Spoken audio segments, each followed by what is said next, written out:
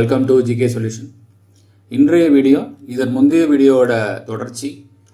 அதில் நம்ம காம்பனண்ட்டை டைரெக்டாக அதில் அமைந்திருக்கக்கூடிய சர்க்கியூட்டை ட்ரேஸ் பண்ணி அதை வந்து ஒரு ட்ராயிங்காக நம்ம வரைபடமாக மாற்றி வச்சுருந்தோம். அதை வந்து நான் இப்போ கம்ப்யூட்டரில் ப்ராப்பராக அது வரைஞ்சிருக்கேன். அதில் சில மாறுதல்கள் இருந்தது, அதை இதில் கரெக்ட் பண்ணி வரைஞ்சிருக்கேன். இந்த சர்க்கியூட்டை நீங்கள் ஸ்க்ரீன்ஷாட் எடுத்து யூஸ் பண்ணிக்கலாம்.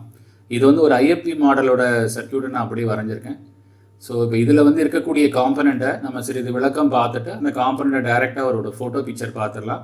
இதற்கு அடுத்து வரக்கூடிய வீடியோவில் டிரான்ஸ்ஃபார்மர், மேக்னட்ரான் இல்லை கப்பாசிட்டர், மேக்னட்ரான் நம்ம முன்னாடியே பார்த்தாச்சு.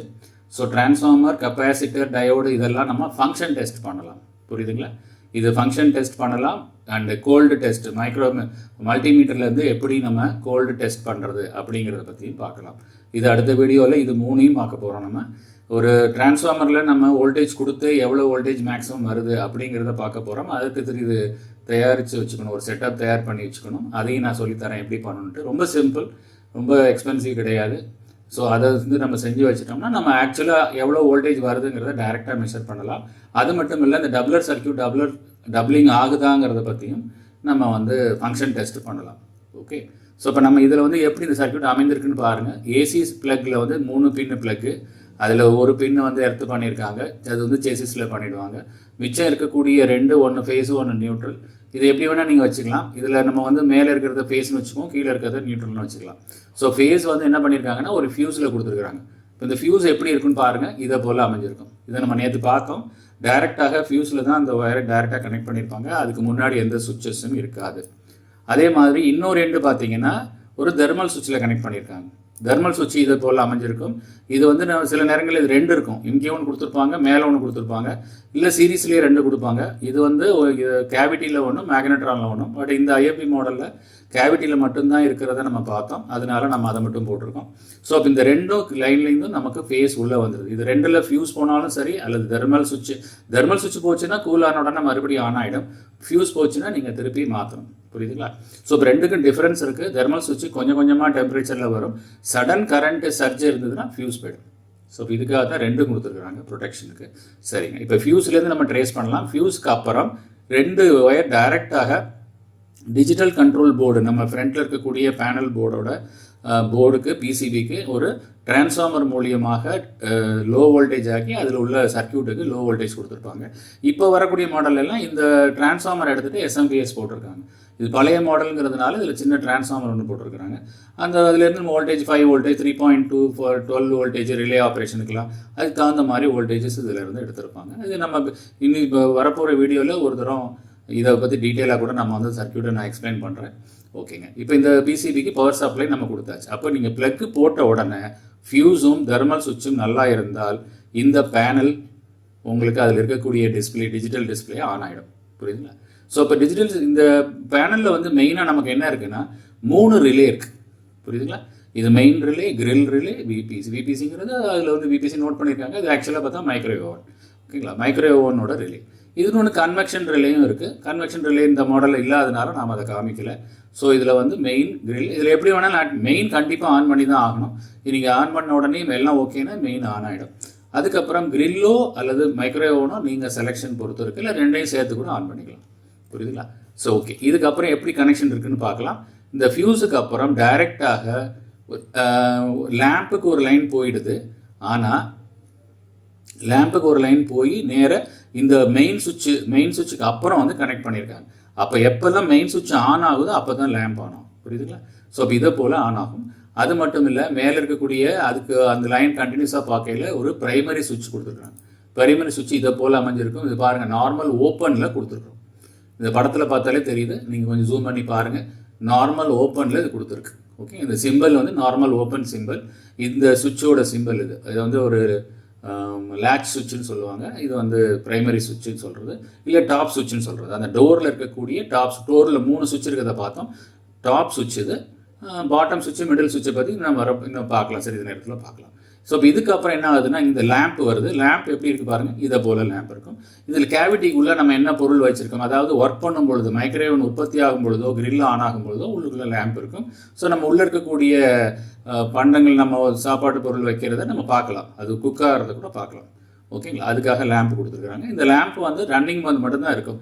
நீங்கள் ஓப்பன் பண்ணாலோ இல்லை இப்போ ஆஃப் ஆகிட்டாலோ இந்த லேம்ப் ஆஃப் ஆகிடும்.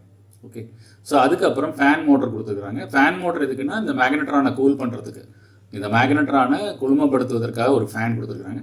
அந்த ஃபேன் வந்து இந்த பிரைமரி சுவிட்சுக்கு அப்புறம் வருது. புரியுதுங்களா? அப்போ டோரை திறந்தாச்சுன்னா இது டோர் சுவிட்ச், இது சுவிட்சஸ் பூராமே டோரை ஓப்பன் பண்ணால் ஓப்பன் ஆகிடும். இப்போ இருக்கிற கண்டிஷன் வந்து டோர் ஓப்பன் கண்டிஷன். நீங்கள் டோரை க்ளோஸ் பண்ணிங்கன்னா இது க்ளோஸ் ஆகிடும். இப்போ நார்மல் ஓப்பனாக இருக்கிறது க்ளோஸ் ஆகிடும், நார்மல் க்ளோஸாக இருக்கிறது ஓப்பன் ஆகிடும். புரியுதுங்களா? இப்போ நம்ம வந்து டோர் ஓப்பன் கண்டிஷனில் இந்த சர்க்யூட் வரைஞ்சிருக்கோம். இப்போ என்ன பண்ணுறோன்னா நம்ம டோரை க்ளோஸ் பண்ணியாச்சுன்னா இது வந்து கண்டினியூட்டி கிடச்சிரும். கண்டினியூட்டி கிடச்சோன்னா ஃபேன் மோட்டர் ஸ்டார்ட் ஆக ஆரம்பிச்சிடும். ஓகேங்களா? ஃபேன் மோட்டர் ஸ்டார்ட் ஆகணும்னா இந்த மெயின் சுவிட்ச் ஆன் ஆகணும். மெயின் சுவிட்ச் எப்போ ஆன் ஆகும்னா நீங்கள் என்ன செலக்ட் பண்ணுறீங்க, கிரில் செலக்ட் பண்ணிங்கன்னா மெயின் சுவிட்ச் ஆன் ஆகும், இல்லை மைக்ரோவேவ் செலக்ட் பண்ணிங்கன்னா மெயின் சுவிட்ச் ஆன் ஆகும், இல்லாட்டி மெயின் சுவிட்ச் ஆஃபில் இருக்கும். புரியுதுங்களா? மெயின் சுவிட்ச் எப்போதுமே ஆஃபில் தான் இருக்கும். நீங்கள் ஏதாவது ஒரு ஆப்ஷனை செலக்ட் பண்ணும்போது மட்டும்தான் மெயின் சுவிட்ச் ஆன் ஆகும். ஆன் ஆகும் பொழுது லைட்டும் ஆன் ஆகிடும், இந்த ரெண்டு மோட்ரு டேர்ன் டேபிள் ரெண்டுமே ஆன் ஆகிடும். புரியுதுங்களா? ஸோ இப்போ டேர்ன் டேபிள் ரெண்டுமே ஆன் ஆகுது. ஆனால் நீங்கள் டோரை மெயின் சுவிட்ச் ஆனில் இருக்கும்போது நீங்கள் டோரை திறந்துட்டிங்கன்னா லைட்டு மட்டும் ஆனில் இருக்கும், மற்றதெல்லாம் வந்து ஆஃப் ஆகிடும். புரியுதுங்களா? அதுக்கு தான் அது வந்து கொடுத்துருக்குறாங்க. இப்போ பாருங்கள், இப்போ இதில் இருக்கக்கூடிய ஃபேன் மோட்ரு எப்படி இருக்குன்னு பார்ப்போம். பார்த்தீங்களா? இதுதான் ஃபேன் மோட்ரு. இது வந்து ஷேடட் போல் மோட்ரு. இதில் 3 லெக் இருக்குது. 2 லெக்கு வந்து இந்த மோட்டரை சுற்றுவதற்காக உபயோகப்படுது. 3வது லெக்கு ஆட்டோ டிரான்ஸ்ஃபார்மரை கொண்டு அதில் இருக்கக்கூடிய பிரைமரி வைண்டிங்கை ஒரு டிரான்ஸ்ஃபார்மரை போல் பயன்படுத்திக்கிறாங்க. அதை பயன்படுத்தி அதிலிருந்து சப்ளை இந்த டிடி டேர்ன் டேபிள் மோட்டருக்கு வருது. இந்த டேர்ன் டேபிள் மோட்டரை இப்போ பார்க்கலாம். பாருங்கள், இது டேர்ன் டேபிள் மோட்டர். புரியுதுங்களா? ஸோ இப்போ இதில் நம்ம இந்த டேர்ன் டேபிள் மோட்டர்லாம் நம்ம பார்த்தோம். ஸோ இப்போ இதுக்கப்புறம் நேராக என்ன ஆகுதுன்னு இந்த சுவிட்ச் நேராக இங்கே வருது. இதில் ஒரு சுவிட்ச் வந்து இந்த ரிலே வழியாக ஒரு கிரில்லு கொடுத்துருக்குறாங்க. இந்த கிரில்லு வந்து எப்படி இருக்குன்னு பார்க்கலாம். இது இப்படி தான் இருந்தது கிரில்லு. ஸோ இப்போ இது டாப் கிரில் மட்டும்தான் இருக்குது. ஏன்னா கன்வெக்ஷனாக இருந்ததுன்னா உங்களுக்கு கீழே இருக்கும். கன்வெக்ஷனில் நான் சொன்னேன் எக்ஸ்ட்ரா அடிஷ்னல் ஃபேன் கொடுத்துருப்பாங்க.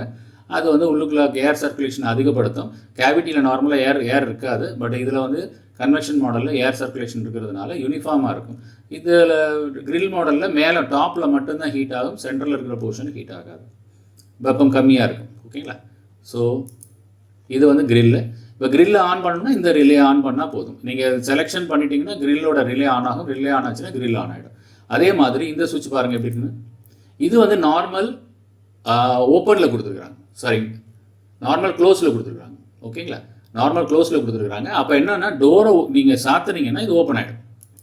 டோரை சாத்தின உடனே இது ஓப்பன் ஆகிடும். இது ஓப்பன் ஆனால் தான் மைக்ரோவேவனை உங்களால் ஆன் பண்ண முடியும்.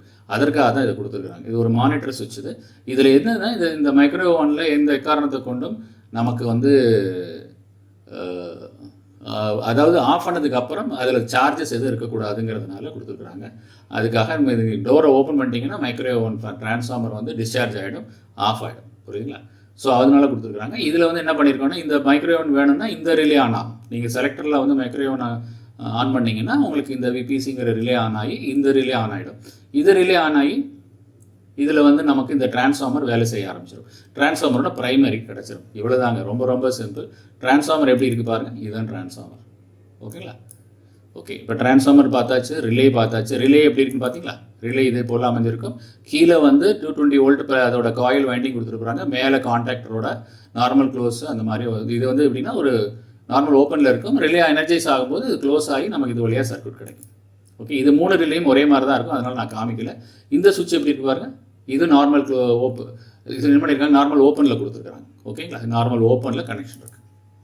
ஸோ இப்போ இது வந்து நார்மல் ஓப்பன், இது வந்து இதுவும் நார்மல் ஓப்பன் தான், இது நார்மல் க்ளோஸ். இது 3க்கு வித்தியாசம் என்ன பார்த்தீங்களா?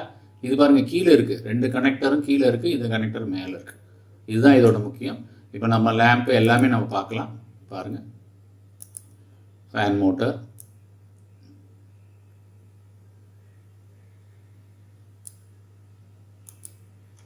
ஓகே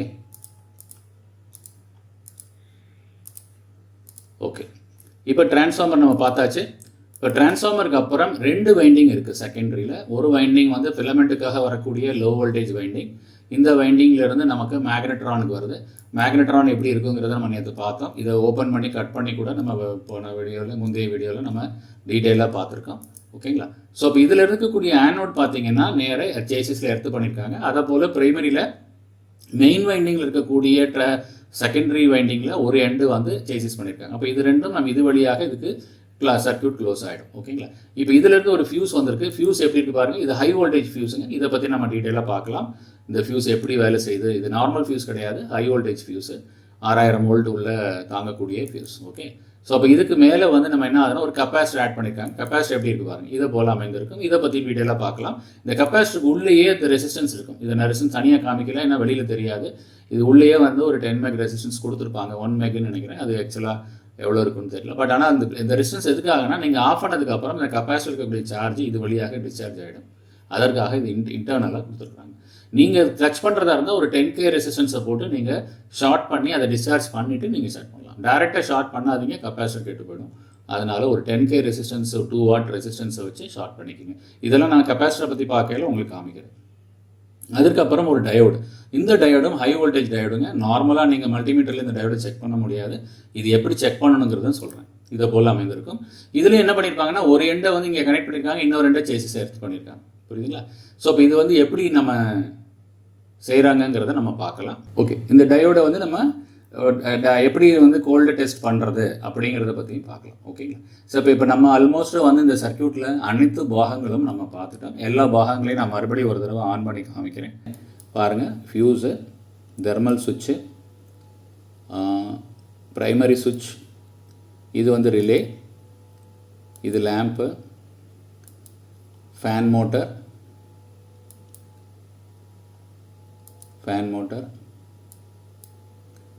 டர்ன் டேபிள், கிரில்லு, இது மொமெண்ட்ரி சுவிட்ச், மானிட்டர் சுவிட்சுன்னு சொல்லக்கூடியது. ஓகே. இது வந்து செகண்டரி சுவிட்சு, டிரான்ஸ்ஃபார்மர்,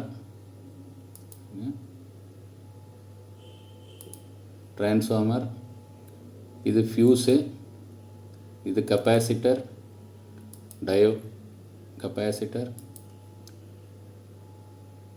டயோடு, மேக்னட்ரான். ஸோ அனைத்து காம்பனண்ட்டுமே நம்ம வந்து ப்ராக்டிக்கலாகவும் பார்த்தோம். இதில் நான் பிக்சர்லேயும் காமிச்சிருக்கேன். ஸோ கண்டிப்பாக இந்த வீடியோவில் வந்து ஒரு சர்க்யூட் எப்படி இருக்கும் அப்படிங்கிறத பற்றி ஒரு ஐடியா கிடச்சிருக்கும். ஆனால் இதில் எல்லாமே நம்ம ஒயரிங் மூலமாக கொடுத்ததுனால கொஞ்சம் ட்ரேஸ் பண்ண கொஞ்சம் கஷ்டமாக இருக்கும். அதனால் நீங்கள் ஆனால் இந்த பிரின்சிபல் புரிஞ்சிருச்சுன்னா நீங்கள் அதை கன்ஃபியூஸ் பண்ணிக்க வேண்டாம். எளிதாக நம்ம வந்து பார்த்துடலாம். ஏன்னா எல்லா இடத்துலையுமே ஒயரை வந்து பேரலாக கொடுத்துருப்பாங்க. பிசிபியாக இருந்தால் ரொம்ப ஈஸியாக இருந்திருக்கும். ஆனால் பிசிபியில் வந்து இந்த கனெக்ஷன்ஸ்லாம் கொடுக்க முடியாது. அதனால் இந்த மாதிரி கொடுத்துருக்குறாங்க. ஓகேங்களா? ஸோ கண்டிப்பாக இந்த வீடியோவில் ஒரு உபயோகமான தகவல்கள் உங்களுக்கு கிடச்சிருக்குன்னு நம்புகிறேன். அடுத்து வரக்கூடிய வீடியோவை கண்டினியூஸாக மானிட்டர் பண்ணுங்கள். ப்ராக்டிக்கலாகவும் ஃபங்க்ஷன் டெஸ்ட், கோல்டு டெஸ்ட் ரெண்டுமே நம்ம ஒரு பாகத்தையும் நம்ம பார்க்க போகிறோம். முடிந்த அளவுக்கு நான் சிறிய வீடியோவாக அதை வந்து பிரித்து அதை தனித்தனியாக நான் வந்து போட ட்ரை பண்ணுறேன். ஸோ கண்டினியூஸாக மானிட்டர் பண்ணுங்கள். அடுத்த வீடியோவில் சந்திக்கலாம். தேங்க்ஸ் ஃபார் வாட்சிங்.